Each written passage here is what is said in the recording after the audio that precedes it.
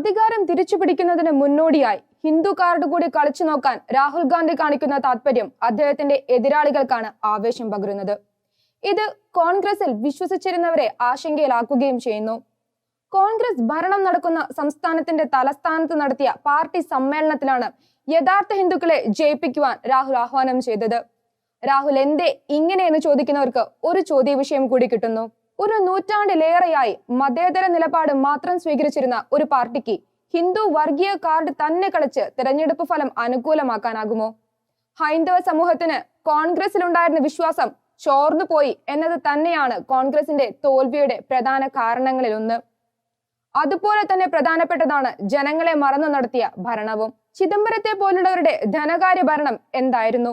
കേരളത്തിലെ റബ്ബർ കർഷകന് മറക്കാനാവുമോ അദ്ദേഹം കുത്തകകൾക്ക് വേണ്ടി കർഷകന്റെ നടുവൊടിച്ച സംഭവങ്ങൾ? BJPയുടെ GST പരിപാടിയും പെട്രോളിന്റെ വില നിശ്ചയിക്കാനുള്ള അവകാശം എണ്ണ കമ്പനികൾക്ക് വിട്ടുകൊടുത്തതും 2011 കോൺഗ്രസ് സർക്കാരാണ്. മോദി സർക്കാരിന് വല്ലാത്ത കളങ്കം വരുത്തിയ കാർഷിക ബില്ലുകൾക്ക് വേണ്ടി കോൺഗ്രസ് ഭരണകാലത്ത് നടത്തിയ പ്രസംഗങ്ങൾ ഇപ്പോഴും സോഷ്യൽ മീഡിയയിൽ സജീവമാണ്. അക്കാലത്തെ അഴിമതികൾ കുപ്രസിദ്ധങ്ങളായിരുന്നു.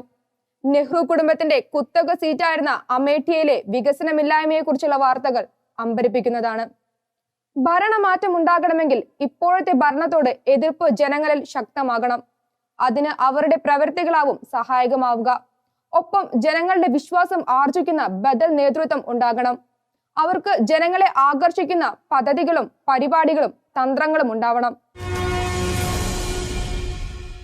നെഹ്റുവിന്റെ അജ്ഞേയവാദത്തിൽ പരിശീലിച്ചു വന്നവളെങ്കിലും ഇന്ദിരാഗാന്ധി എല്ലാ സാമുദായിക വികാരവും തനിക്ക് അനുകൂലമാക്കുവാൻ ശ്രദ്ധിച്ചിരുന്നു. അവരുടെ പാർട്ടിയുടെ തിരഞ്ഞെടുപ്പ് ചിഹ്നമായി പശുവും കിടാവും കൈപ്പത്തിയും ഒക്കെ വന്നതിന് പിന്നിൽ ഈ വികാരമുണ്ടായിരുന്നു. ചന്ദ്രസ്വാമിമാരെ പോലുള്ളവരുടെ സ്വാധീനവും ശക്തമായിരുന്നു. മാർപ്പാപ്പയുടെ ഭാരത സന്ദർശനം ക്രമീകരിക്കുന്നതിന് പിന്നിൽ വരെ അവർക്ക് രാഷ്ട്രീയ ലക്ഷ്യങ്ങളുണ്ടായിരുന്നു. മുസ്ലിമുകൾക്കും അവർ പ്രിയങ്കരിയായിരുന്നു. കേരളത്തിൽ കെ കരുണാകരനെ പോലുള്ള നേതാക്കൾ തികഞ്ഞ മതേതരവാദികളായി നിലനിന്നുകൊണ്ട് ഹിന്ദു സമൂഹത്തിന്റെ വിശ്വാസം ആർജിച്ചു. എല്ലാ മാസവും 1-ാം തീയതി കരുണാകരൻ ഗുരുവായൂർ ദർശനം നടത്തുന്നത് വോട്ടിനല്ല വിശ്വാസം കൊണ്ടായിരുന്നുവെന്ന് ഹിന്ദുക്കൾക്കറിയാം. പക്ഷേ സോണിയയും രാഹുലും ക്ഷേത്ര ദർശനം നടത്തിയാലും അത് വോട്ട് നോക്കിയാണെന്നേ അവർ കരുതൂ. മതപരിവർത്തന നിരോധന നിയമമടക്കം ന്യൂനപക്ഷങ്ങളെ എതിരാക്കിക്കൊണ്ടും ഹിന്ദു വികാരം കുത്തി വളർത്തി ജനവിധി സ്വന്തമാക്കുവാനാണ് BJP ശ്രമിക്കുന്നത്. ഭരണത്തിന്റെ കോട്ടങ്ങളും വീഴ്ചകളും ചർച്ചാ വിഷയമാകാത്ത വിധം അവർ വർഗീയ വിഷയങ്ങൾ ഉയർത്തും. മുസ്ലിം തീവ്രവാദികളാൽ പോലും അവരെ തിരഞ്ഞെടുപ്പിൽ സഹായിക്കുന്ന വിധമുള്ള കളികൾ കളിക്കും. ഹിന്ദു വികാരം ഉണർത്തക്ക വിധം ചില അതിക്രമങ്ങളും നടപടികളും ഉണ്ടാകും. കർശന നടപടികളുമായി സർക്കാർ കയ്യടി നേടും. വർഗീയത വോട്ടാക്കുന്നതിൽ BJP കാണിക്കുന്ന വൈദഗ്ധ്യവും മനസാക്ഷിക്കടിയില്ലായ്മയും കോൺഗ്രസിന് വിഭാവനം ചെയ്യാവുന്നതിനും അപ്പുറമാണ്. മാത്രവുമല്ല BJPയുടെ തീവ്ര വർഗീയ നിലപാടിൽ ഭയന്ന് കോൺഗ്രസിൽ നിന്നവർ ഇപ്പോൾ കൂടാരം തെറ്റിയോ എന്ന സംശയത്തിലാവുകയാണ്. 2014 അദ്വാനിയെ മാറ്റി മോദിയെ നേതൃത്വത്തിൽ പരീക്ഷിച്ചതാണ് BJPയുടെ തിളക്കമാർന്ന വിജയത്തിന്റെ പ്രധാന കാരണമായതെന്നത് സമകാലീന ചരിത്രം. ഭാരതത്തിലെ അഭിനവ ചാണക്യനായി കണക്കാക്കപ്പെടുന്ന പ്രശാന്ത് കിഷോറിന്റെ കരുനീക്കങ്ങളും BJPക്ക് അന്ന് സഹായമായി. പ്രശാന്ത് കിഷോർ BJPയുടെ പ്രചരണങ്ങളെ ഫലപ്രദമാക്കി എന്നല്ലാതെ അതുകൊണ്ട് മാത്രമാണ് ജയിച്ചതെന്ന് കരുതുന്നത് മൗഢ്യമാവും. ഭാരതത്തിലെ പ്രമുഖ വോട്ട് ബാങ്കായ ഹിന്ദു സമൂഹത്തെ ആകർഷിക്കുന്ന കുറെ പരിപാടികൾ മുന്നോട്ട് വയ്ക്കുവാൻ അന്ന് BJPക്കായി. രാമജന്മഭൂമി വിവാദമടക്കം പലതും പ്രതിപക്ഷം ഒന്നടങ്കം എതിർത്തു. മാധ്യമങ്ങളും കൂടെ നിന്നില്ല. എന്നിട്ടും ജനം ആ പരിപാടികൾക്ക് ഒപ്പം നിന്നു. അത്തരത്തിലുള്ള കൃത്യമായ പദ്ധതികൾക്ക് വേണ്ടി വോട്ട് ചോദിച്ചാലേ ജനം വിശ്വസിക്കൂ. 1969 നിജലിംഗപ്പ നയിച്ച കോൺഗ്രസ് ഔദ്യോഗിക പക്ഷമുണ്ടാക്കിയ മഹാമുന്നണിയെ കുറിച്ച് ഇന്ദിര പറഞ്ഞു. 4 പൂജ്യങ്ങൾ ചേർന്നാൽ പൂജ്യമായി തന്നെ നിൽക്കും. അതിന്റെ ഇടതറ്റത്ത് ഒരു അക്കമുണ്ടായാലേ അതിന് വിലയുണ്ടാവൂ. കേരളത്തിലൊഴികെ കോൺഗ്രസിന് മേധാവിത്വമുള്ള മുന്നണി പോലും ഇല്ലാതാവുകയാണ്. പ്രശാന്ത് കിഷോർ ഇപ്പോൾ മോദി വിരുദ്ധർക്കൊപ്പമാണ്. പക്ഷേ രാഹുലിന്റെ നേതൃത്വത്തിൽ മോദിയെ പുറത്താക്കുവാൻ കോൺഗ്രസിനാവില്ല എന്ന് അദ്ദേഹം കരുതുന്നു. ബംഗാൾ തെരഞ്ഞെടുപ്പിൽ എല്ലാ കണക്ക് കൂട്ടലുകളെയും തകർത്ത മമതയിലാണ് അദ്ദേഹത്തിന് പ്രതീക്ഷ.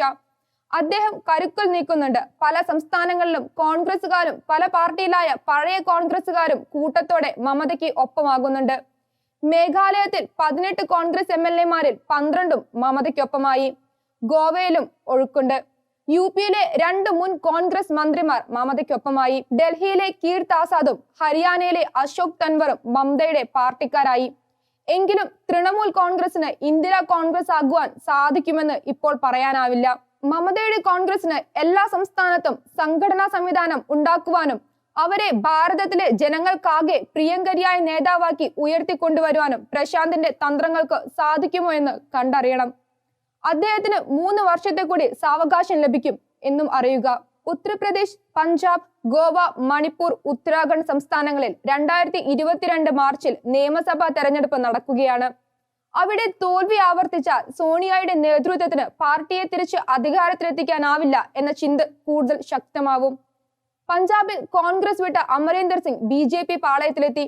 തെരഞ്ഞെടുപ്പ് ഫലം മോശമാണെങ്കിൽ അദ്ദേഹം അടക്കമുള്ളവരെ കിഷോർ വശത്താക്കും. 2014 BJPക്കുണ്ടായതുപോലെ ഒരു സഖ്യവും അദ്ദേഹം തട്ടിക്കൂട്ടാനാണിട. BJPയെയും CPM-നെയും ഒന്നുപോലെ എതിർത്ത് ജനങ്ങളെ ഒപ്പം നിർത്താനാവുന്ന ഒരു നേതാവിനെയാണ് കോൺഗ്രസിന് വേണ്ടത്. ഭൂരിപക്ഷ സമുദായത്തിനും ന്യൂനപക്ഷങ്ങൾക്കും തങ്ങളുടെ താല്പര്യങ്ങൾ സംരക്ഷിക്കപ്പെടും എന്ന വിശ്വാസമുള്ള ഒരു നേതാവ് വേണം. ബംഗാളിൽ മമതാ ബാനർജി അത്തരമൊരു സ്വന്തമായ മാതൃക കാണിച്ചിട്ടുണ്ട്. അവർ ബംഗാളിൽ നിന്നും CPM-നെ പുറത്താക്കുക മാത്രമല്ല BJPയെയും തറപറ്റിച്ചു. ബംഗാളിലെ എല്ലാ പാർട്ടിയിൽ നിന്നും ഇപ്പോൾ നേതാക്കളും പ്രവർത്തകരും മമതയുടെ പക്ഷത്തേക്ക് ഒഴുകുന്നു. ഗവർണറും തെരഞ്ഞെടുപ്പ് കമ്മീഷനും കേന്ദ്ര സർക്കാർ ഏജൻസികളുമടക്കം കേന്ദ്ര ഭരണത്തിന്റെ എല്ലാ സംവിധാനങ്ങളെയും ദുരുപയോഗിച്ച് പ്രധാനമന്ത്രി മോദിയും അമിത്ഷായും നേരിട്ട് നയിച്ച പടയോട്ടത്തെയാണ് മമത നേരിട്ട് ജയിച്ചത്. ഒരുപക്ഷെ അവർ പോലും പ്രതീക്ഷിക്കാത്ത വിജയം. പക്ഷെ അവരെ അംഗീകരിക്കുവാൻ കോൺഗ്രസിനാകുന്നില്ല. നെഹ്റു കുടുംബം ഇല്ലാതെ രക്ഷയില്ല എന്ന ചിന്തയിലാണവർ. സോണിയ അല്ലെങ്കിൽ രാഹുൽ അല്ലെങ്കിൽ പ്രിയങ്ക എന്ന മുദ്രാവാക്യം മാത്രമാണ് അവർക്കുള്ളത്. സീലോഹന്റെ കാഴ്ചകൾ ഇനി അടുത്ത ആഴ്ച ഇതേ സമയം.